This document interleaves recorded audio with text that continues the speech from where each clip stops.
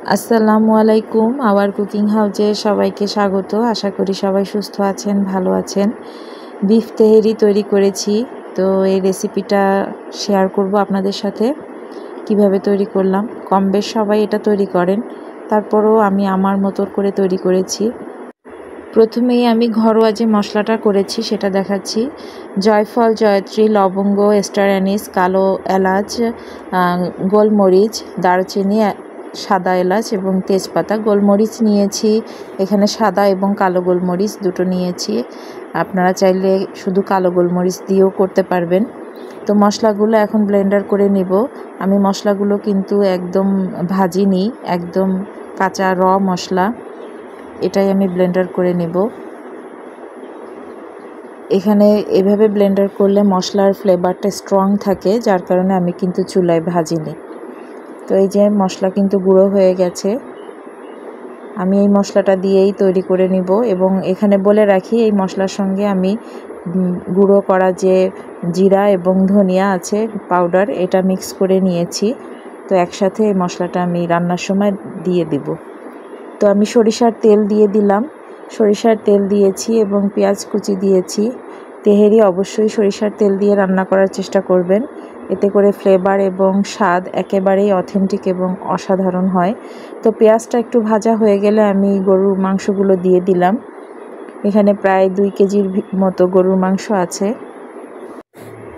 আমি এখানে গরুর মাংসটা আগে দিয়ে দিলাম, কারণ পেঁয়াজের সাথে মাংসটা একটু ভাজা ভাজা হবে, এতে করে কিন্তু ফ্লেভারটাও একটু ভালো আসে। তো মশলাটাও আগে আপনারা কষিয়ে তারপরে মাংসটা দিতে পারেন, এটা আপনাদের পছন্দ। দিয়ে দিচ্ছি আদা রসুন বাটা। এখানে আমি 4 টেবিল চামচ আদা রসুন বাটা ব্যবহার করেছি। আদা রসুন বাটাটা দিয়ে আমি আবার একটু ভালোভাবে মিশিয়ে নিয়েছি। এরপরে দিয়ে দিয়েছি কাঁচামরিচ বাটা, কাঁচামরিচ পেস্ট। তো কাঁচামরিচ আমি একটু বেশি নিয়েছি, কাঁচামরিচে খুব বেশি ঝাল ছিল না, যার কারণে।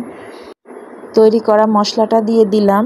এর সাথে দিয়েছি 1 টেবিল চামচ করে জিরা এবং 1 টেবিল চামচ ধনিয়া আমি অ্যাড করে নিয়েছি, এর সঙ্গে একসাথে মিশিয়ে আমি দিয়ে দিয়েছি। এটা একটু নেড়েচেড়ে মিশিয়ে নিয়েছি এবং এরপর দিয়ে দিলাম টক দই। টক দইটা দিয়ে আমি আবারও ভালোভাবে নাড়াচাড়া করে মিশিয়ে নিব।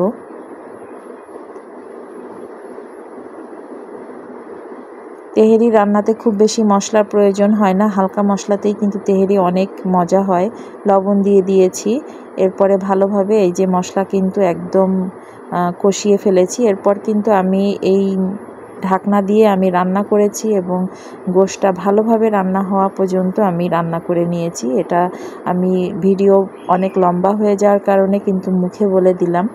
আমার গোশ কিন্তু প্রায় সিদ্ধ হয়ে গেছে। আমি কিন্তু ঢাকনা দিয়ে বেশ কয়েকবার রান্না করে নিয়েছি নেড়েচেড়ে। এবং আপনাদের প্রয়োজন হলে পানি দিয়ে রান্না করবেন, গরম পানি দিয়ে। তো আমার চাল আগে থেকেই ধোয়া ছিল, পরিষ্কার করে ধুয়ে আমি পানি ঝরিয়ে রেখেছিলাম, সেই চালটা দিয়ে দিলাম। এখানে 1 কেজি পরিমাণ চাল আছে, 2 কেজি গোশের জন্য 1 কেজি চাল। এখন আমি এই চালটা খুব ভালোভাবে ভেজে নেব, সাথে গোশত এবং চাল একসাথে ভালোভাবে মিশিয়ে ভেজে নেব। চালটা একটু ভালোভাবে ভাজতে হবে, তা না হলে রাইসটা কিন্তু ঝরঝরে হবে না। আর রাইস ঝরঝরে রাখার জন্য অবশ্যই 15 থেকে 20 মিনিট আগে আপনারা চালটা ভালোভাবে ভিজিয়ে ধুয়ে পরিষ্কার করে পানি ঝরিয়ে নেবেন। এবং পরিমাণ মতন পানি দিয়ে দিলাম। এখানে আমি গরম পানি ব্যবহার করেছি।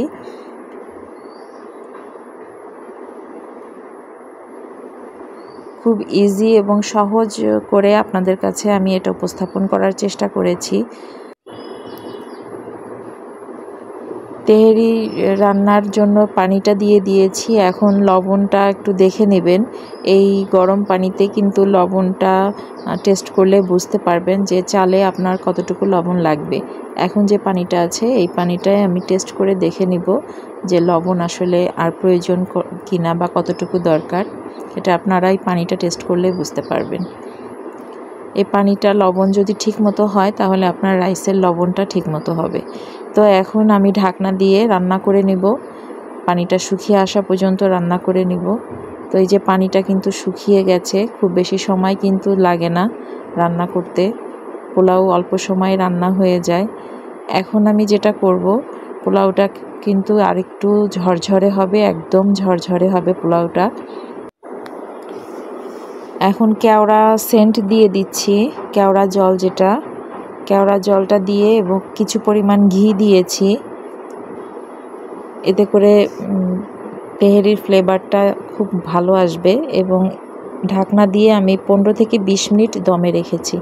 এরপরে এই যে রাইসগুলো দেখেন একদম ঝরঝরে আমার রাইসগুলো হয়েছে এবং তেহেরিটার কালার এবং টেস্ট অসাধারণ ছিল।